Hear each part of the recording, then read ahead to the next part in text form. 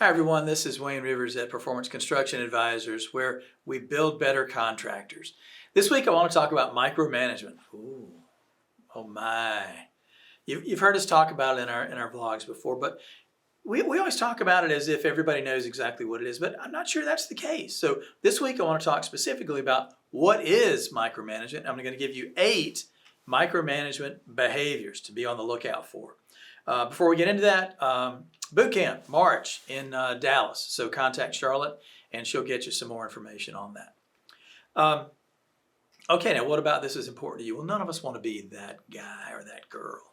I mean, none of it. I'm sure that I generally am pretty hands-off, but I'm sure there are times when my folks feel like I'm looking over their shoulders and micromanaging, and none of us want to be that way. We all know that it's incredibly off-putting to employees, and it causes people to leave, and it detracts from morale, all those things. So what are the 8 specific, well, maybe not the 8, what are 8 specific micromanagement behaviors? You might be able to email me and share some more that you've experienced in your careers along the way. Okay, number 1, approval addiction.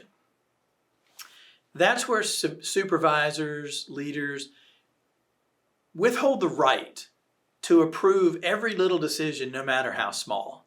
Everything has to go through them. They don't realize that what they're doing in their organizations is creating choke points. They're slowing down decisions. They're lengthening processes by being addicted to this, everything has to run through me. It's a very restrictive micromanagement behavior. The second thing, low trust or no trust. That is, and this gets back to number 1, you're simply unwilling to trust other team members' judgments when it comes to decision time.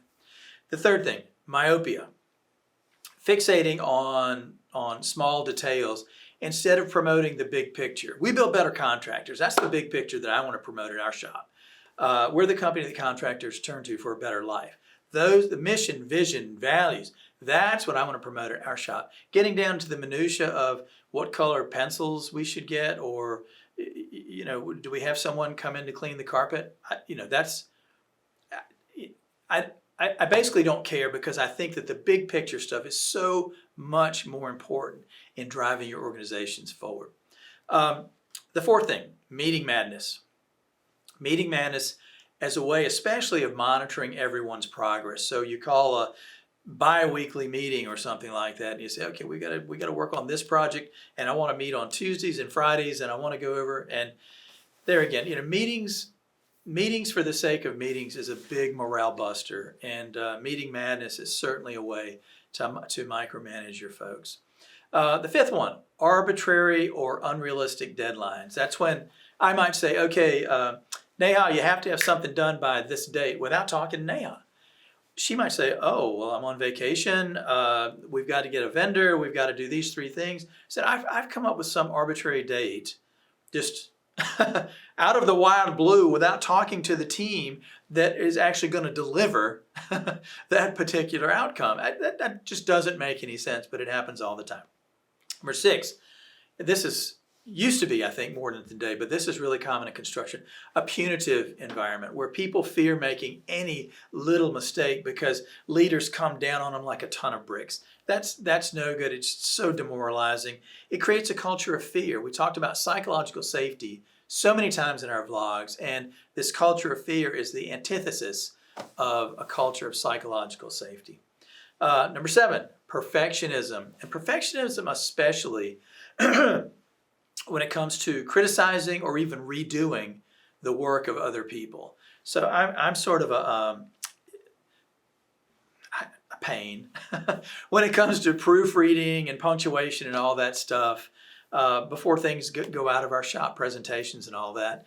And I know it can be, I have to stop myself from adding a comma here and a dash there, because it doesn't matter.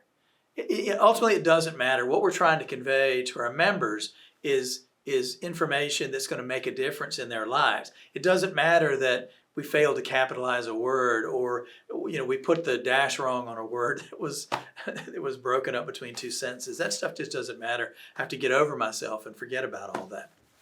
And finally, this is one my wife had trouble with when she was early, when we were married. She was first in the workforce, and I call it hide the ball. So she actually she was in sales, she was in advertising sales. And she said, okay, well, what's realistic? I mean, what are my targets? And her manager said, oh, you have targets, but I'm not going to tell you what they are because I want you to work as hard as you're going to work. And I'll let you know at the end of the period if you hit your targets or not. I thought that was the dumbest thing. It's like, it's like that old Zig Ziglar story about he could beat the greatest archer in the world provided you blindfolded the greatest archer first. Because how can you hit a target that you can't see? That was the dumbest thing I ever heard. But that hiding the ball behavior is definitely out there. I've heard of it in other organizations as well. So this is my quick list of 8 micromanagement behaviors to be on the lookout for. Please email me with your comments. Let's hear from you. And don't forget about boot camp coming up in March. This is Wayne Rivers at Performance Construction Advisors, where we build better contractors.